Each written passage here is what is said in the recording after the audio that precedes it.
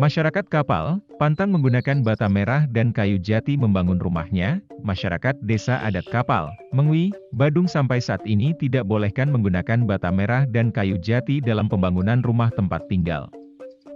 Adapun sejarah melatar belakanginya menurut Jero Bendesa Adat Kapal, Mengwi, Badung, I Ketut Sudarsana menyampaikan, Nah, menurut sumber manuskrip kuno yang ada di Sungsung di Pura Sade, bahwa pada tahun 1339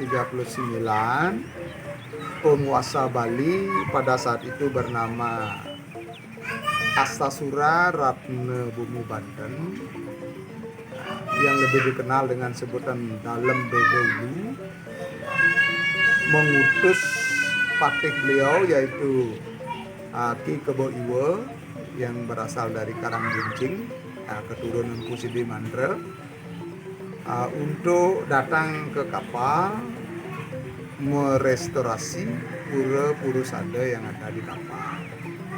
Setiba Ki Kebo Iwa dan rombongan di kapal, beliau langsung mencari bata merah ke desa Nyanyi wilayah Kabupaten Tabanan. Untuk memindahkan bata merah tersebut digunakanlah kayu jati sebagai kayu tandunya. Setibanya bata merah tersebut dikumpulkan di Jabapura Sada. Pada saat itu masyarakat yang hidup di kapal mencuri bata merah. Ki Kebo Iwa merasa sangat marah dan akhirnya mengeluarkan kutukan, barang siapa di desa kapal yang menggunakan bata merah selain untuk tempat suci atau umum, agar hidupnya menderita dan mendapat penyakit yang tidak ada obatnya. Mulai saat itulah setelah dicari bata merah itu berikutnya tidak ada yang hilang untuk merestorasi Pura Sade. Dan kenapa sekarang sanan jati ini kayu jati nggak boleh digunakan? Karena kayu jati itu pada saat digunakan untuk memikul bata merah ini sanan jati itu patah, ya, sehingga kedua bahan ini baik bata merah dan kayu jati tidak boleh digunakan untuk bahan bangunan di desa adat Kapal. Yang melanggar ya seperti tadi kutukannya. Ya, itu kejadiannya tahun 1339 Masehi. Sekarang masyarakat masih menghormati dan tidak ada yang berani melanggar. Sebagian besar masyarakat tidak ada yang berani melanggar, walaupun ada yang melanggar 1-2. Saya dengar beritanya bahwa sekarang sudah ada yang kesakitan, itu ada mau pekeling ke Pura Sade begitu. Ada itu. Ya, itu yang jelas mangkunya yang tahu banyak itu. Jadi akhirnya diurungkan memakai bahan gitu. Ya, diurungkan memakai bahan. Nah, kalau secara nilai-nilai ilmiah, kalau menggunakan bata merah, di samping sumber-sumber tadi, bahwa daerah kapal ini adalah daerah yang kedap air. Ya, kalau menggunakan bata merah, dia bata merah itu akan menyerap air yang ada di bawah sehingga bata itu kelihatan besar gitu. Kan tidak bagus dia dari segi estetika. Ya. Tetapi masyarakat meyakini bahwa Pura Sade itulah penyebabnya kita tidak boleh menggunakan bata merah.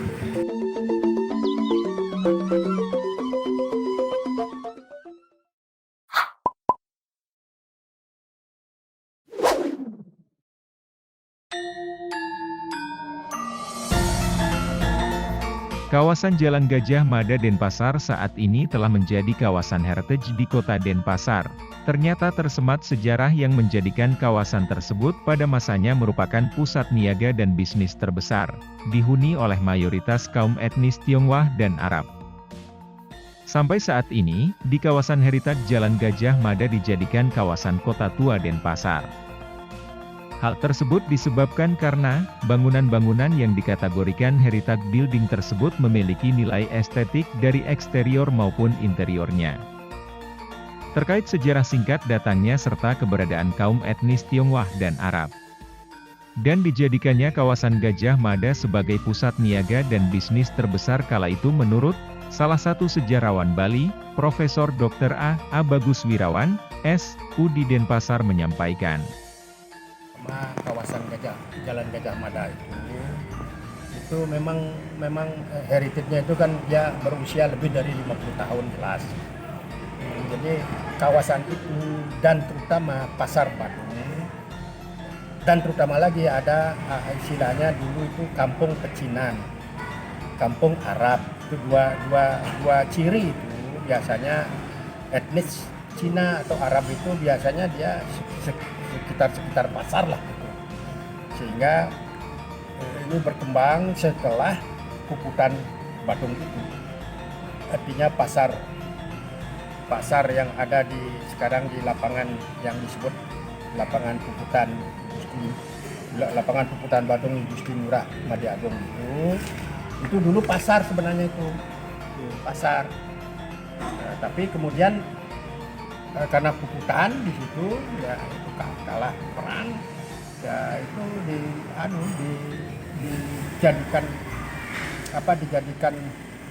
ditata oleh Belanda.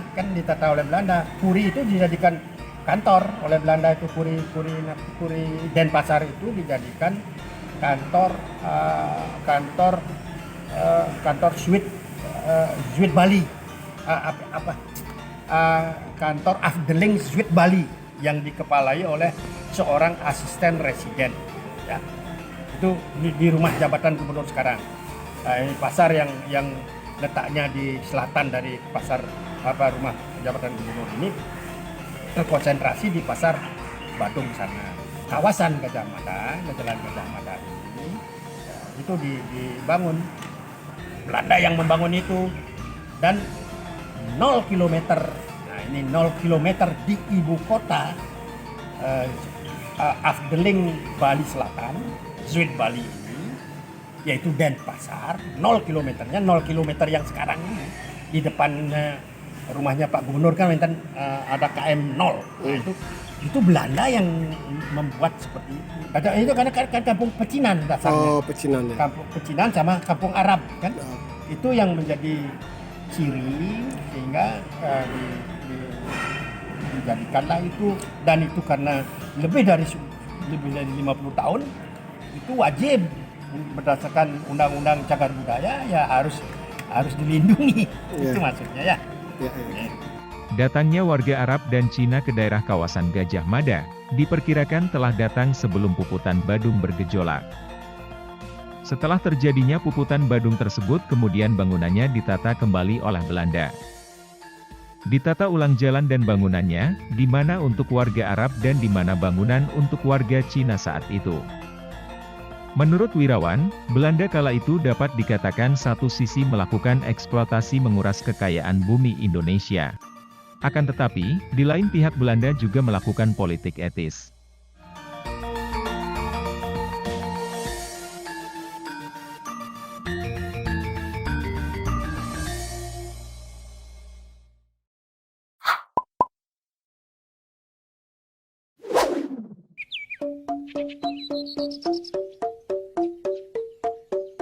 Di desa Danginpuri Denpasar, tepatnya di Banjar Tainsiat konon sempat terjadi peperangan antara Laskar Buleleng dengan Laskar Badung. Bergejolaknya peperangan tersebut diperkirakan terjadi karena perebutan wilayah kekuasaan antara dua kerajaan. Adapun cerita singkat asal-usul nama Tainsiat menurut versi salah satu sejahrawan Bali, Profesor Dr. A. Bagus Wirawan, S.U. di Denpasar menyampaikan.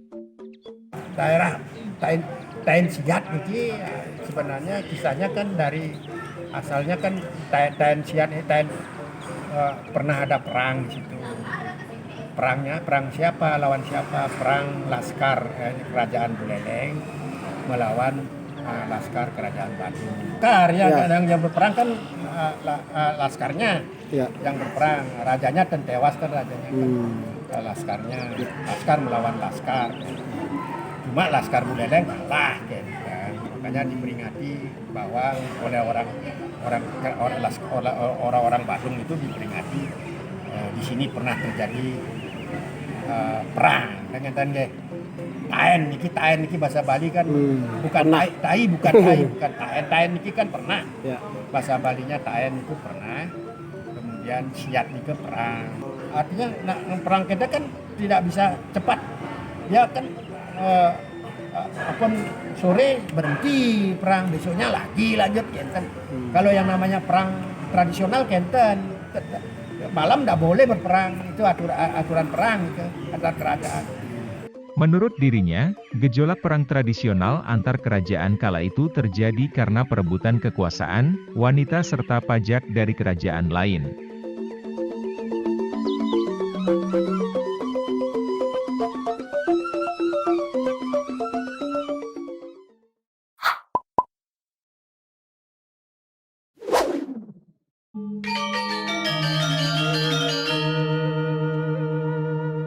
Sempat ditemukan gua beberapa bulan lalu di salah satu areal perkebunan milik Iketut Nada warga Banjar Dalem, Desa Pejaten, Kecamatan Kediri, Tabanan bulan lalu, 21 Maret 2022. Gua tersebut tepat berada di dekat sungai atau Tukad Dati di kawasan perbatasan antara Desa Pejaten dengan Desa Nyiddah Tabanan. Di sekitar areal penemuan gua dan aliran sungai tersebut memang banyak ditemukan beji atau sumber mata air juga. Iketut Nada menyampaikan, Gua ini silakan mau masyarakat yang ingin tahu mengunjungi gua ini kami buka secara umum, yaitu di tahun ini, yaitu bulan Desember tanggal 29 kalau tidak salah, itu pas Sugihan Bali lagi 6 bulan. Silakan kalau mau berkunjung ke sini, dan saat ini kami belum diizinkan ataupun untuk masyarakat untuk masuk ke tempat ini karena masih dalam tahap perawatan dan pemeliharaan dan pelestarian. Jadi kedepannya kami akan berusaha menata terkait ODCB yang ada di tempat ini, karena ada 5 ODCB, yaitu 3 ODCB itu di Desa Nyiddah, 2 ODCB itu berada di Desa Pejaten. Jadi ini tempat ini adalah perbatasan Desa Nyiddah dan Desa Pejaten. Baik, ini kami kembangkan ke depannya jelas. 1, sesuai dengan undang-undang terkait cagar budaya, itu pemanfaatannya 1 memang untuk penelitian, pendidikan, dan juga sebagai tempat objek wisata. Jadi semuanya ini untuk pengembangan semua itulah kami akan gunakan. Jadi untuk kedepannya sesuai dengan aturan dan regulasi dan undang-undang yang berlaku. Jadi kami tidak berani melanggar itu. Jadi pemanfaatannya sesuai undang-undang. Itu gini ringkasnya. Itu kami punya yang gini tetua, itu umurnya sudah 90-an. Menurut berita yang kami dapatkan bahwa tempat ini dulu adalah sawah. Dan saya sendiri hanya tahunya ini adalah tegalan, setahu saya. Jadi yang duluan mengatakan ini sawah. Jadi di sini itu yang info-info yang kami tahu, cuman itu aja. Karena itu info nyata yang ada gitu. Artinya orang yang tertua di keluarga kami masih ada yang berumur 90-an, masih ada hidup gitu. Sejarah secara tertulis dan secara cerita pun orang tua kami atau tetua kami di keluarga, kami tanya, tidak ada. Dia tahunya bahwa ini adalah sawah yang dia tahu.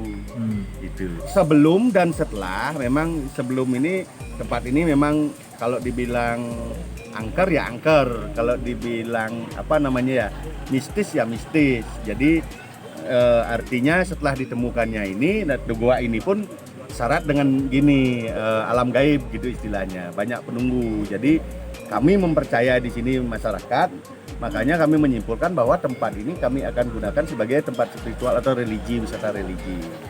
Ada beberapa, ini kan kembali kepada keyakinan ya. Maaf, ini di luar konteks keyakinan. Ada beberapa orang yang pintar ke sini, sudah mau masuk, tidak berani masuk karena katanya tidak diizinkan. Nah itu di luar konteks, maaf, seperti itu beberapa sudah pernah sering ke sini tapi sampai luar aja katanya tidak diizinin masuk. Menurut cerita ini ini gini cerita yang masih simpang siur, belum jelas, biar tidak salah infonya ke masyarakat, karena ini sifatnya media halayak umum diekspos, biar tidak salah nih.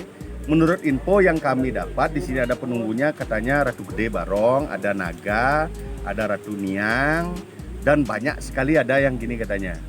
Nah begitu info yang kami dapat dari orang-orang pintar yang sudah pernah artinya ke sini maunya masuk.